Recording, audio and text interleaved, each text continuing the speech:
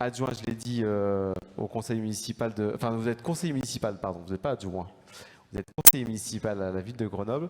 Est-ce que vous pourriez nous présenter 3 premières actions que vous avez mises en place depuis le début de votre mandat? Vous avez débuté comme Éléonore Laloux votre mandat au sein de cette municipalité, sur une ville qui est réputée comme pionnière sur la question du handicap, qui a eu de nombreuses reconnaissances au niveau national et international et qui est souvent citée en exemple. Et puis également peut-être un éclairage sur la délibération cadre, qui est un outil aujourd'hui à disposition des élus pour pouvoir animer, mettre en place. Et est-ce que vous pouvez nous en dire plus sur cet usage que vous avez fait ou que vous êtes en train de mettre en place à travers la délibération cadre? Merci beaucoup et bonjour à toutes et à tous. Merci Monsieur Jacques Gavani, bien entendu, adjoint handicap de la ville de Paris, que je remercie pour son invitation. Je remercie aussi, je ne sais pas si vous m'entendez bien, et si je parle assez lentement ou pas, je vais faire très attention, bien entendu, à tout cela. Je salue également ma collègue d'Arras, où je n'ai pas eu le temps de la saluer personnellement, mais je lui passe le bonjour. Monsieur Gavani le sait, pour moi c'est vraiment très très important qu'on soit en réseau entre homologues de différentes villes. On construit des choses pour cela, et en fait je parlais juste dès le début de cela. Si je suis là, c'est peut-être également pour cela. Et pour vous dire que entre villes, on n'a aucun intérêt à plaider seul dans son coin, et en tout cas sur le sujet du handicap, il faut vraiment faire l'union pour faire la force. Malgré parfois les différences qu'il faut conserver bien entendu, mais ce que je plaide en tout cas, c'est qu'on a tous en tout cas besoin de plaider du coup pour ce tronc commun, pour revaloriser la question du handicap qui pour moi manque un peu de considération dans la société actuelle. Je vais juste faire un petit aparté sur ce que disait Charles Gardou avant avec Madame Ansara Kartadou. Je ne me suis pas trompé dans de la présidente de l'association Loisirs Pluriels. Ce matin, pour moi, on a beaucoup parlé d'un mot qu'on n'a pas mentionné, mais que pour moi, il est d'importance prioritaire de mentionner. Et c'est le mot que beaucoup ici, certainement, vous allez connaître, validisme. Pourquoi je parle de validisme? Parce qu'aujourd'hui, on est dans un courant qui fait qu'on rencontre beaucoup, en fait, de discrimination faites aux personnes concernées. On rencontre aussi beaucoup de stéréotypes sur la question. On rencontre aussi beaucoup de manque d'accès aux droits. On l'a vu, la convention de l'ONU n'est pas complètement respectée. La loi 2005 qui va avec le plan ADAPT par exemple est difficile à mettre en œuvre, et si je parle de tout cela, c'est parce que pour moi nous avons aussi besoin d'avancer sous un angle de discrimination faite aux personnes tout simplement. Moi, sachez que j'ai plaidé en fait pendant toute l'élection présidentielle qu'on vient de vivre auparavant pour que l'État donne plus de moyens, notamment aux villes, pour qu'on puisse justement accéder à plus de technologies, puisqu'on en parlait juste avant. Les technologies, elles existent et elles sont nombreuses. Et je les remercie. Et vraiment, pour moi, c'est quelque chose de très, très, très important. Mais le problème qu'on a, nous, villes et personnes concernées, c'est l'accès à ces technologies. Pourquoi? Parce que, et là, je rebondis sur un autre combat, parce qu'on n'a tout simplement toujours pas déconjugalisé l'AAH. Et qu'en fait, on a besoin de déconjugaliser l'AAH. Pourquoi? Parce qu'aujourd'hui, quand on devient en situation de handicap, ou quand on est en situation de handicap, on est aussi également en situation de précarité. Et pour avoir moins de précarité, on a besoin de plus de droits. Un des droits qui nous est refusé à l'heure actuelle, c'est la déconjugalisation de l'AAH. Et je ne vais pas dire le droit à l'amour, je ne vais pas revenir sur l'indépendance, etc., etc. Ça, je pense que vous connaissez, si vous êtes là ce matin, tout à fait le discours. Mais pour moi, la déconjugalisation de l'AAH, elle doit avoir lieu parce que, dans un premier temps, l'accès à l'éducation n'est pas assez réussi. On connaît le taux d'entrée, par exemple, dans le premier degré. Je vais revenir justement très rapidement après sur les 3 choses qu'on fait à Grenoble, bien entendu, pour répondre à la question. On sait qu'on est avec un fort taux d'inclusion des enfants en situation de handicap dans le premier degré, mais par contre, en revanche, à l'arrivée à l'université, c'est assez catastrophique, concrètement. On a, je crois, 3% ou un petit peu plus de personnes concernées qui arrivent à l'université. Et pourtant, ce n'est pas parce qu'il y a un déficit, le déficit intellectuel est à côté, peut être exister également, mais ça n'a pas grand-chose à voir, quoi. Je vais revenir maintenant, excusez-moi pour cette petite introduction sur Grenoble. Grenoble, c'est le territoire, pour ceux, je ne sais pas si M. Gardou est resté ou pas, mais j'en parlais tout à l'heure avec lui, parce qu'il l'a connu à son époque, c'est le territoire de François Suchot. François Suchot, c'était mon homologue d'il y a 3 ou 4 mandats précédents. Donc il était élu au handicap et à l'accessibilité, et c'était une personne qui était en fauteuil. Et pour moi, c'est justement aussi une occasion pour plaider, pour bien entendu, la représentation des personnes concernées en politique et insister pour qu'on ait peut-être un jour des quotas, il ne faut pas avoir peur du mot non plus, et qu'on ait des personnes concernées qui rentrent plus en politique pour appliquer l'adage de l'ONU, rien sur nous sans nous. Donc il y a cette histoire de François Suchot qui a commencé à mettre vraiment la réputation de Grenoble et qui a apporté, en tant que personne concernée, vraiment de façon très engagée, tout un combat sur l'accessibilité, notamment de la voirie. Donc c'est pour ça, par exemple, qu'on va avoir des bateaux, qu'on va avoir vraiment une accessibilité pour tout type de handicap. Et parfois, bien entendu, je vais parler moi rapidement. Parfois, bien entendu, il y a des conflits entre les différents types de handicap. On sait par exemple que l'accessibilité qu'on va construire pour l'espace public pour les personnes en fauteuil ne va pas être la même ou la même qui sera demandée pour les personnes malvoyantes ou aveugles. Et donc, du coup, il faut bien entendu réussir à tout imbriquer cela et à faire en sorte que tout le monde y trouve son compte et qu'on trouve justement une possibilité de faire une accessibilité universelle pour tout type de handicap. Et je mets handicap avec un S. Et en plus de François Suchot, à Grenoble, on est aussi la ville la plus plate, enfin une des villes les plus plates d'Europe, malgré toutes les montagnes avoisinantes.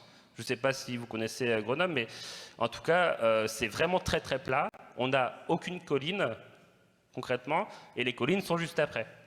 Et pour moi, aujourd'hui, si la ville de Grenoble a reçu des prix comme l'APF, qui nous a mis première ville de France au niveau de l'accessibilité en 2020 et en 2014, il me semble également, et qu'on a reçu aussi des prix de l'Accessibility Awards au niveau européen, et bien entendu on construit aussi ce réseau de villes entre villes européennes également. C'est justement parce que, enfin pour ces ingrédients-là, et notamment parce qu'on a cette chance aussi géographique d'être une ville plate, il ne faut pas se le cacher non plus. Donc on a fait aussi bien des efforts au niveau politique avec François Suchot auparavant, qu'on a aussi cette dimension-là. Pour faire très court sur les 3 exemples, parce que c'est très difficile de citer que 3 exemples, moi j'y suis au quotidien. Et quand on passe son quotidien sur la question du handicap, les nuits, les jours, quand on est élu, et je salue également le sosie de Jean-Michel Blanquer qui a pu nous rejoindre pour revenir du Conseil de Paris qui a lieu en ce moment même. Bien entendu, c'est une blague, mais si vous le connaissez, vous aurez compris. Et moi qui suis enseignant, c'est très troublant, comme je vous disais tout à l'heure. En tout cas, sur les 3 exemples, on a mis en place à l'heure actuelle une construction d'un immeuble qui va sortir de terre dans le mandat. C'est un immeuble dans lequel il y a 50 logements et dans lequel un tiers est réservé à des personnes en situation de handicap moteur. Pourquoi je dis handicap moteur? Parce qu'au début, avec Bouygues nous avait dit, donc Bouygues qui est le promoteur qui va construire l'immeuble, nous avait dit qu'on allait faire un immeuble pour tout type de handicap. J'ai préféré ne pas mentir et dire ok, on va être fort sur le handicap moteur, par contre sur l'handicap visuel ou sur d'autres types de handicap, ça ne sera pas assez travaillé, donc je préfère miser uniquement sur un type de handicap. Et c'est ce que je demande moi à la ville de Grenoble, c'est-à-dire que quand c'est accessible, c'est accessible. Quand ça ne l'est pas, ça ne l'est pas. On fait le maximum pour, bien entendu, transformer cela en tout accessible, mais je ne veux surtout pas mentir aux gens et dire que des choses sont accessibles quand elles ne sont pas. C'est pour moi l'exemple de ce qu'il ne faut pas faire, excusez-moi, en termes de politique concrètement, justement. Et donc on a cet exemple de bâtiment résidence handivalide avec un tiers des logements qui va être, parce que bien entendu, tout le logement ne sera pas pour handicap moteur, parce qu'on ne veut pas une résidence qui soit une sorte de foyer, excusez-moi du terme, dans lequel on va justement mettre toutes les personnes avec ce type de handicap, etc. Sinon, on souhaite bien entendu créer de la mixité et permettre en fait à ces personnes d'être dans une résidence qui soit en partagée. Le deuxième exemple que je voulais vous donner ce matin, c'est la première fois que je l'annonce d'ailleurs parce que j'ai eu la nouvelle récemment, c'est la création d'une unité maternelle autiste dans une des écoles de la ville d'Ampère. Pourquoi? Parce que justement, comme le dit l'ONU, et si l'ONU cet été nous a un peu taclé, comme le disait M. Charles Gardou ce matin, nous a rappelé à l'ordre, l'État français en tout cas, c'est parce que justement l'ONU demande aussi à la France de tendre vers la désinstitutionnalisation.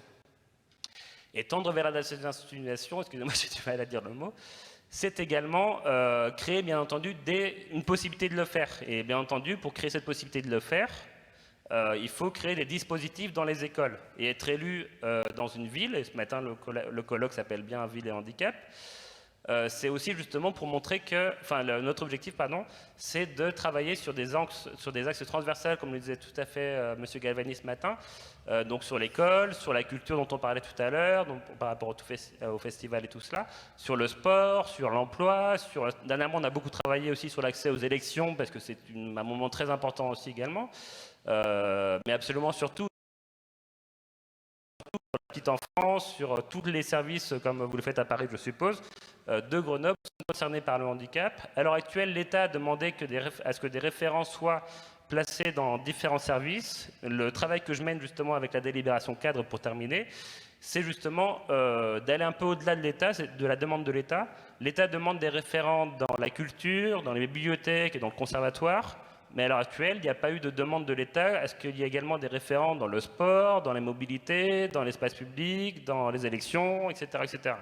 Le travail que je mène à travers cette délibération cadre, c'est justement d'installer une délibération cadre dans une ville. C'est justement l'objectif, c'est de travailler sur la méthodologie et sur comment est-ce qu'on réussit à mieux prendre en compte de façon pérenne et pas de façon ponctuelle l'avis des personnes concernées par tout type de handicap.